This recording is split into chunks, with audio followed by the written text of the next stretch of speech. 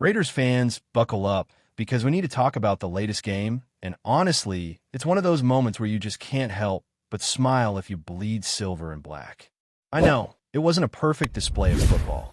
In fact, it wasn't even close to pretty. But at the end of the day, an ugly win beats a beautiful loss every single time. And if you're nodding along, you already know exactly what I'm talking about. For weeks, for what feels like forever, it's been hard to feel this kind of energy about the Raiders. But after watching them take the field against the Titans, there's a sense that something is finally clicking, something that goes beyond stats and highlights and dives straight into the identity of this team. Let's be honest, it was a game where strategy mattered more than flash. The Raiders didn't just stumble into a win, they executed a plan. The kind of plan that gives you the sense that the coaches knew exactly what needed to happen from the opening whistle to the final snap. And at the center of that plan was Ashton Gentry. If you've been following this team closely, you know that for a long stretch there was uncertainty, a feeling that maybe Geno Smith could be the guy to carry this offense. That maybe the Raiders could rely on a heavy passing game, spread it around, push the ball downfield. But what we saw against Tennessee, and what has been emerging over the last few games, is a shift, a deliberate pivot toward letting Gentry carry the offense. Yes, the numbers might not jump off the page at first glance. 3.3 yards per carry doesn't scream dominance, but context is everything. The Titans have a front seven that can make life miserable for any back, led by Jeffrey Simmons, one of the best defensive tackles in the league. 75 rushing yards may not sound like a record-setting performance, but the bigger picture is the trust placed in Gentry. 25 touches, 23 carries, 2 receptions. This isn't just a player contributing. This is the focal point of the game plan. And watching the first drive, the logic becomes clear. 6 touches for Gentry on that scripted opening drive tell us exactly how the Raiders wanted to start the game. Even when he didn't get into the red zone, the team's strategy was evident. Set him up, let him gain rhythm, establish the run, and make the Titans respect it. Then there was the first drive after halftime, a 13-play, 70-yard touchdown drive. 8 of those plays involved Gentry. It's not just a coincidence, it's a statement. The Raiders are saying loud and clear that they are ready to be physical. They are ready to control the game on the ground. And they have the line to do it now. JPJ in at left guard, instead of experimenting with Alex Kappa, makes a difference. The last 3 games, compared to the first 3, show tangible improvements in rushing yards, in efficiency, and in Gentry's expanded role in the receiving game. He has 4 touchdowns over that span, compared to just 1 earlier. Extrapolate those numbers over a full 17-game season, and you start seeing the kind of production the Raiders envisioned when they drafted him. This is the blueprint coming to life. Meanwhile, Geno Smith's role has shifted entirely. This isn't a knock on him as a player. This is just the reality of the system. He's a game manager now, and the Raiders are tailoring the offense to suit that approach. 23 attempts against Tennessee, turning the ball over, not the kind of stats that would make a highlight reel, but completely in line with the plan. The team wanted minimal risk from him. Checkdowns, short passes, staying conservative, keeping the turnover count low. That's the formula they believed would win the game. And it did. Yet, watching the tape, you notice the nuances. There are moments where Smith does the right thing, makes the safe read, but also moments where he struggles. An interception early, a fumble that was nearly returned for a touchdown. It all underscores the fact that this offense is being carried by Gentry. Smith's limitations are apparent, but the coaching staff has embraced them, and they are mitigating the risk. Every design play, every scripted drive reflects that philosophy. This is not a quarterback-first team anymore. It's a running back-led offense. And it's refreshing to see the Raiders embrace that identity after weeks of uncertainty. And it's not just about Gentry's touches or Smith's careful management. It's about the team as a whole. Offensive line performance has improved, receivers are getting open at the right moments, and the defense has been flying around making plays. Special teams are contributing in subtle but meaningful ways. There's a cohesion now, a sense that the Raiders are not just a group of athletes showing up to play, but a unit executing a coherent strategy. Even when the game looked rough, even when the scoreline wasn't dominant, You could feel the confidence building. What's even more impressive is that this one wasn't against a top-tier team. The Titans are far from elite this season, which means the Raiders had no excuses. They had to execute the game plan, keep mistakes to a minimum, and capitalize on every opportunity. And they did. That's the type of win that starts to define a season. It's not just about the final score.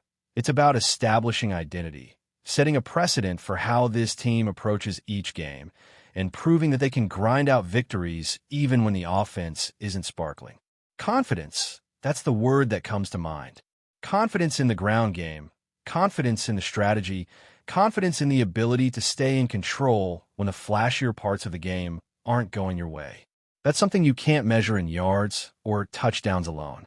That's a feeling that spreads through a locker room, that carries forward into the next week, the next matchup.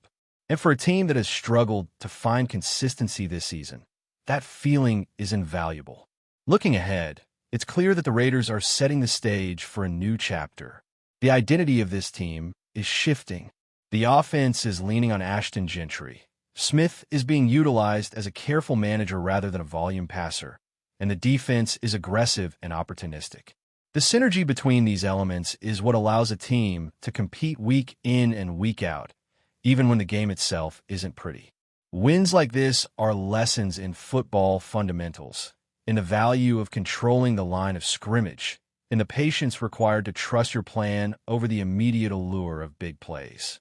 And make no mistake, this isn't just about celebrating a single win. It's about recognizing the potential trajectory. For a team that has been in search of stability, the past few games are a sign that the Raiders may finally be putting the pieces together. The offensive line is executing, the running game is consistent, and the coaching staff strategy is becoming clearer. It's a balance of careful planning and raw effort, and it's paying off.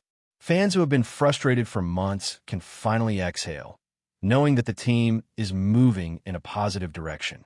So when you watch this team, it's not just the scoreboard you should focus on. Watch how the plays are designed, how Gentry gets his touches, how Smith navigates the field, and how the defense positions itself to win. This is a Raiders team that is learning how to win in their own style, embracing a ground-and-pound mentality and understanding that not every victory will be dazzling, but every victory counts. The trajectory feels promising, the identity is forming, and for the first time in weeks, there's genuine excitement among fans. This is a team fighting for relevance, and in moments like this, that fight shows in every play, every run, and every decision made on the field. Now, shifting the focus to Geno Smith, it's impossible to ignore the reality of his role in this offense.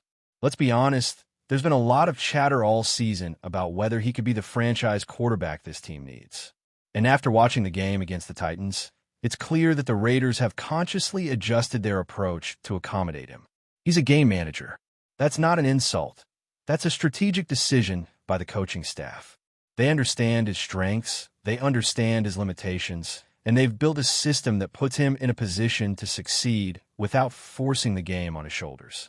Throughout the matchup, every throw, every snap, every decision he made was designed to minimize risk.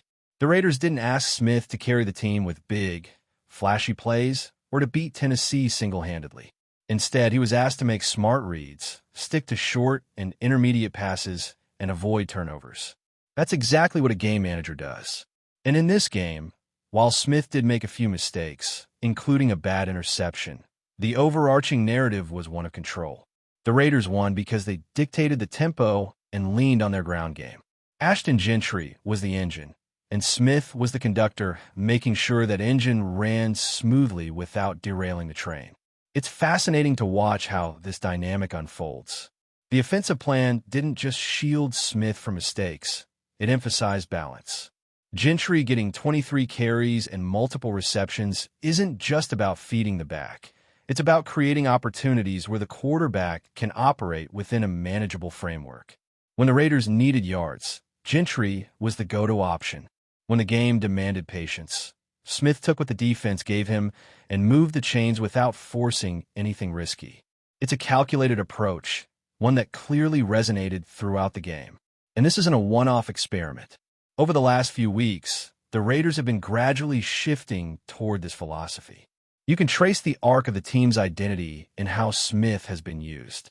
In previous games, he carried more of the offensive load, tried to push the ball downfield, and the results were inconsistent at best. Now, the emphasis is on controlled execution, on using the run to dominate time of possession, and letting the quarterback operate within a safety net. It's a deliberate adjustment, and it's paying dividends. The win against Tennessee wasn't pretty, but it was precise in the ways that matter most for building a sustainable identity. Defense, too, deserves its share of the spotlight. The Raiders weren't just relying on the offense to grind out yards. The defensive unit was flying around the field, bringing pressure, creating disruption, and preventing the Titans from gaining momentum. This isn't a defense that dominates every stat sheet, but it's a unit that understands its role in complementing the offensive strategy. When the running game was working, the defense kept the opposing team in check. When the Titans tried to push back, the Raiders were there, forcing errors, making tackles, and controlling the game without needing highlight reel plays. It's the kind of disciplined, opportunistic football that gives teams confidence when the scoreboard doesn't fully reflect dominance. Special teams also contributed quietly but meaningfully. From the punt return unit to field goal execution, the Raiders covered all aspects of the game. Even incremental improvements matter when the margin for error is thin. And while the spotlight often shines on offensive or defensive stars, these small contributions are the glue that keeps a team functioning at high level. Confidence grows in the locker room when players see every unit executing its role. It's a ripple effect that carries into practices, future games, and the overall morale of the team. What makes this particular win so significant isn't just the result, it's what it represents. For weeks, Raiders fans have endured frustration, inconsistency, and uncertainty. Now, after a victory like this, there's a tangible shift. The team is learning how to manage games, how to balance risk and reward, and how to trust its core strengths. The offensive line is finally cohesive, the running game is executing, the defense is opportunistic, and the quarterback is playing a measured, effective role.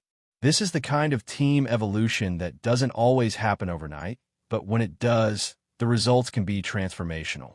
And let's not overlook the psychological boost that comes with this type of performance. For a team that has struggled to find rhythm, a win like this reinforces belief.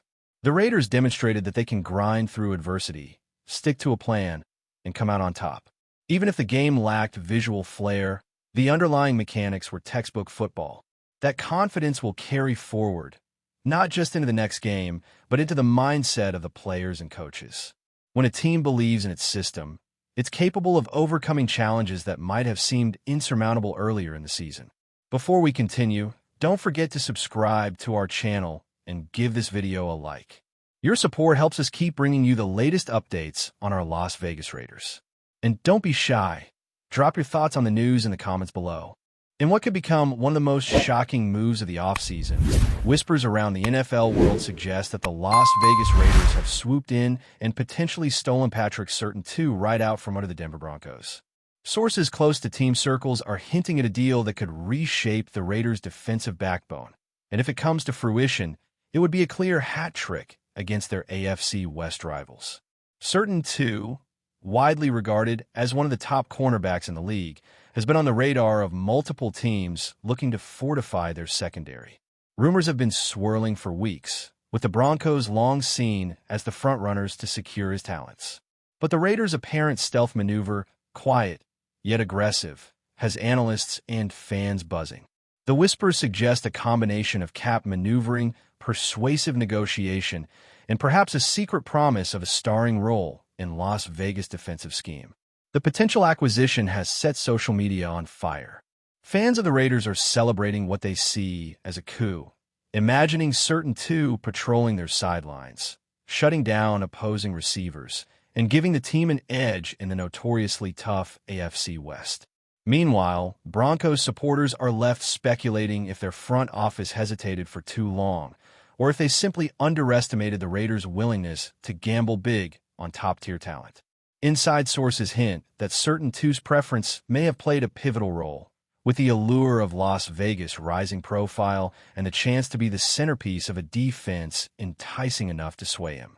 Some insiders even suggest that informal discussions with Raiders head coaches and defensive coordinators may have been the tipping point, sparking a sudden pivot in his potential landing spot. While nothing is officially confirmed, the NFL rumor mill is ablaze. If the deal is completed, it will go down as one of the boldest, most audacious moves in recent memory, one that could tilt the balance of power in the AFC West and leave the Broncos reeling. For now, fans are left on edge, refreshing feeds, and waiting for the official announcement that could redefine the Raiders' defensive future. That's it for this update. If you enjoyed the video and want to stay updated with exclusive news about our Las Vegas Raiders, be sure to subscribe to our channel and hit that like button. We can't wait to hear your thoughts in the comments. See you in the next video.